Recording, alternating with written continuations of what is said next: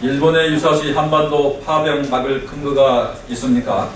일본 국민의 반대에도 불구하고 안보 법안을 강행 처리한 아베 정권이 자위대의 역할 확대에 나서며 세계의 우려를 사고 있습니다.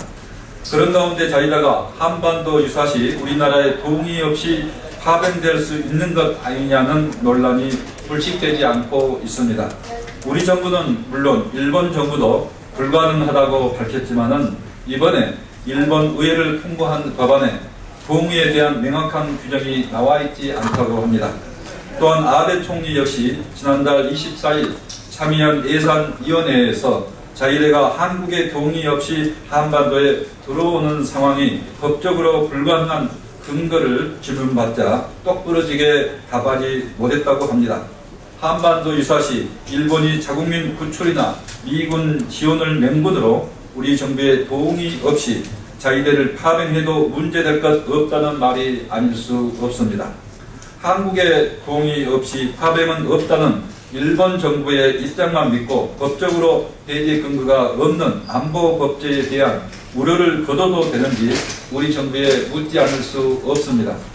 일본 정부는 2차 세계대전 패전 이후 침략에 대한 반성을 거부한 채 70년간 견지해온 평화헌법의 근간마저 무너뜨렸습니다. 과연 이런 일본 정부의 말만 믿고 안도하는 정부의 무사안이란 태도에 국민은 불안하기 그지 없습니다. 박근혜 정부는 무책임하게 우리의 동의가 없이는 집단적 자위권을 행사할 수 없다는 말만 반복해 국민들을 불안케 하지 말고 분명하고 단호한 태도로 대일 외교에 나서서 문제를 해결해야 할 것입니다. 새누리당은 민주주의의 근간인 언론을 훼손하지 말아야 합니다. 언론 보도에 따르면 포털 뉴스 서비스에 대해 정치적으로 치우쳤다고 보는 언론학자는 없는 것으로 나타났습니다. 오히려 부정기사에 많고 적음을 크집 잡는 새누리당의 주장이 정치적 압력을 행사한 언론 탄압에 가깝다는 비판이 주류였다고 합니다. 각 시기마다의 정치적 상황이나 현안에 대한 언론의 보도를 정치적 중립성의 문제로 몰아가려는 새누리당의 주장이야말로 억지입니다.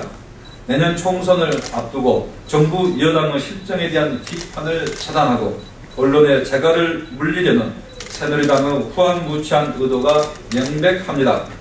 국민은 언론을 통해 정부 여당의 국정운영에 대한 평가를 할 수밖에 없는 상황에서 새누리당의 주장은 국민의 눈을 호도하려는 태도로 매우 불공정합니다.